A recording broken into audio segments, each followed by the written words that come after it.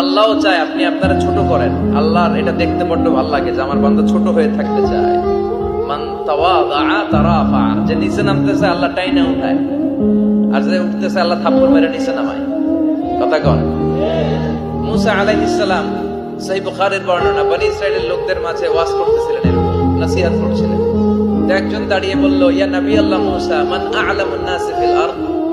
হে মুসা নবী, জানতে বড় মনে চায় বর্তমান পৃথিবীর সবচেয়ে বড় জ্ঞানী কে? মুসা আলাইহিস সালাম কয় আমি। মুসা আলাইহিস সালাম কি বললেন? আনা।